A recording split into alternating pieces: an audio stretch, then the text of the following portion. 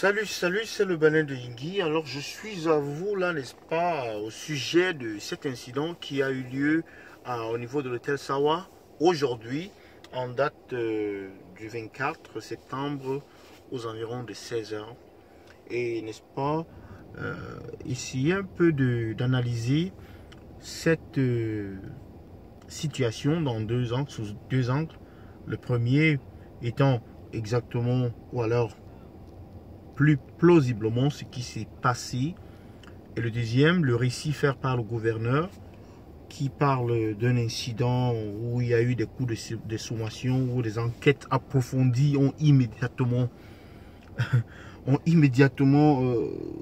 donné des conclusions selon lesquelles il n'y avait pas d'assaillant. Enfin, c'est un peu ce que le communiqué du gouverneur du littoral dit. Mais en fait, ce qui est intéressant, c'est en réalité ce qui s'est dit ou alors ce qui s'est passé en réalité. Il s'avère que deux personnalités importantes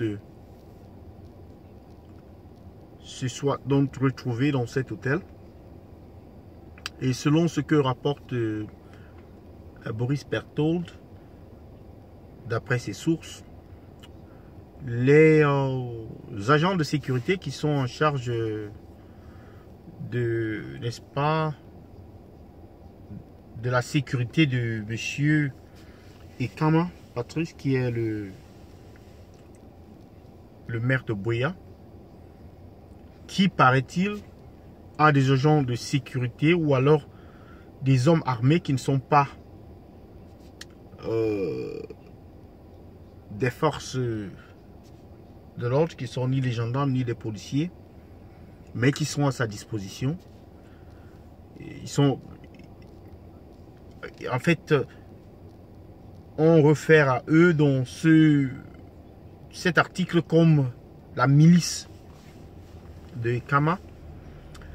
Alors il se pourrait que dans cet hôtel, aujourd'hui, aux environs justement de 16 heures, un de ces individus, ou alors l'un des camps, on ne sait pas trop lequel, mais là on parle du camp de Kama, aurait aperçu un garde du corps de Frambia qui avait une arme dissimulée comme les anti-gants le font souvent.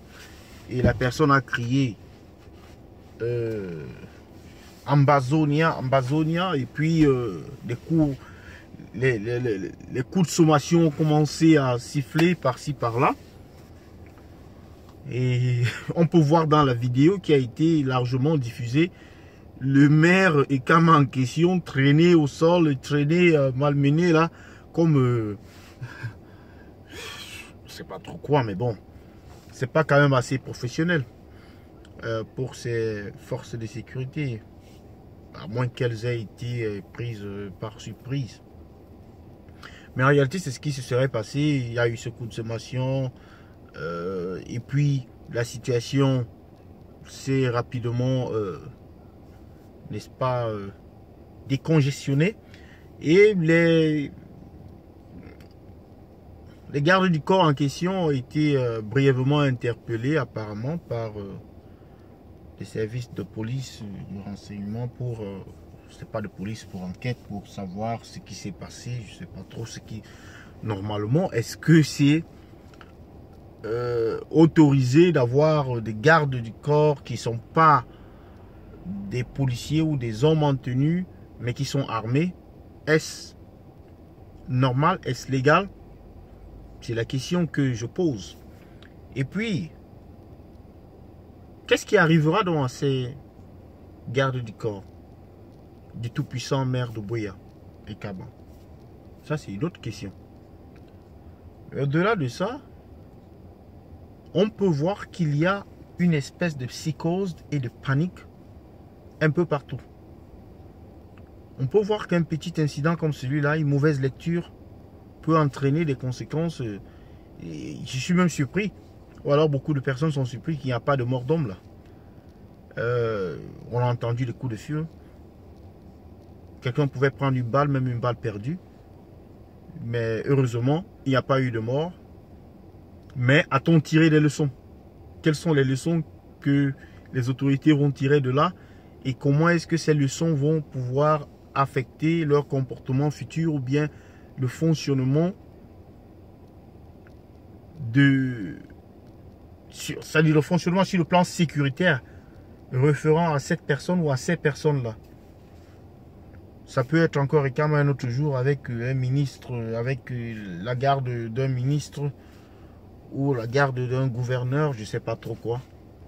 Mais bon, la psychose, elle est là. On sait qu'elle est là, on voit qu'elle est là. Mais pourquoi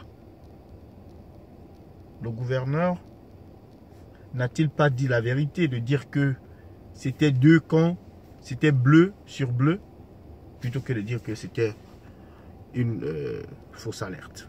J'attends vos commentaires.